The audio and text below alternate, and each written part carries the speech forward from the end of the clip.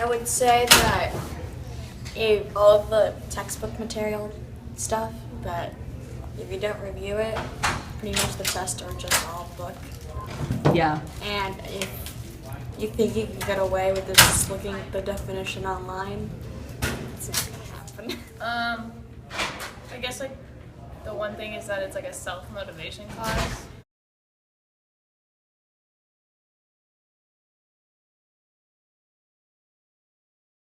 How to study better, how to get more workload out, but like to remember it in the future.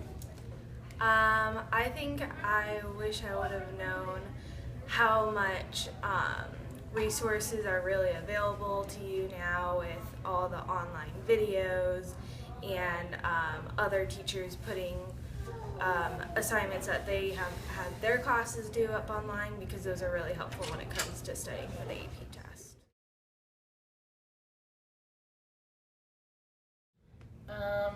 Definitely like crash course.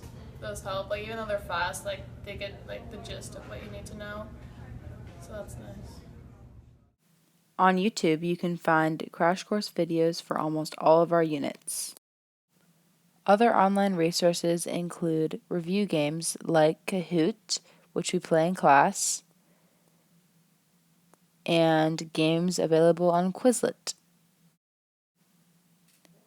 Also, your teacher's website is a good source of resources that can be found online to study for tests.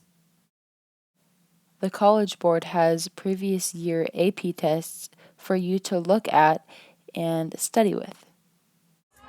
I definitely thought that the study guides that the school checked out were really helpful, because they kind of mirrored the book, and the test questions, like the example test questions they give you, are very similar to the ones that you'll see on AP. I liked the Kip Kinkle one, which I'm pretty sure was like abnormal psychology. That's really interesting to just like watch like a real world experience, like with him having like mental disorders and going out and killing like all those people. I really liked the videos for the child development section. I felt seeing those in action made the terms stick a lot better in my mind later. Class. I'm the wrong person. I'm the wrong person to ask. There's not enough time management for this girl. I don't know. I manage mine by definitely not getting behind on homework, because if that backs up at all, it's a pain to do later, and you don't want to sit down and read all that at once.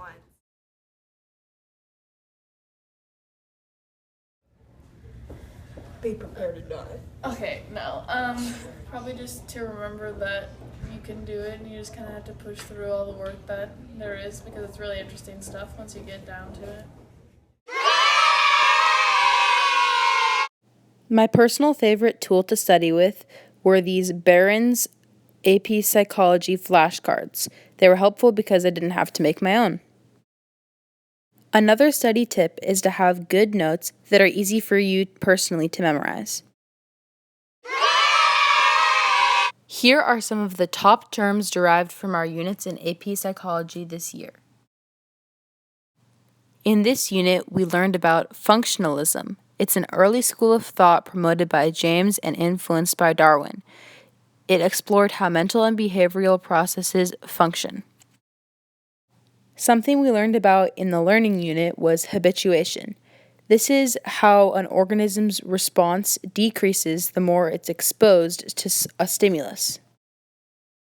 Something we learned about in our personality unit was the unconscious. According to Freud, a reservoir of mostly unacceptable thoughts, wishes, feelings, and memories were within our unconscious. The last unit that I will address is the biology unit. In this unit, we learned about something called plasticity. It's the brain's ability to change, especially during childhood. In psych, we always come across some tricky spots. Here's some tips and tricks to help you get over them. During the sensation and perceptions unit, we learn about the biology of the eye. This can be tricky because there are many different parts of the eye, and one of the trickiest spots is the rods and the cones. We learned that rods have to do with detecting black, white, and gray objects, and cones have to do with giving rise to color sensations. So for tests, you can use this trick, cones equals colorful, to help you remember that cones have to do with color in sight and rods have to do with black and white. Another tricky spot can be during the personality unit. You have to memorize the big 5, as in the top 5 personality factors. They are conscientiousness, agreeableness, neuroticism, openness, and extroversion. Their words spell out the word canoe. This worked really well for me, and it is recommended by the book. In the biology unit, we learn about the differences between the left and the right brain. The left side is primarily having to do with logic, mathematical problems, etc., and the right is generally having to do with spatial awareness, creativity, etc. The way you can remember left from right would be to think of left as logic. Because both have L's, it's helpful to remember it like that.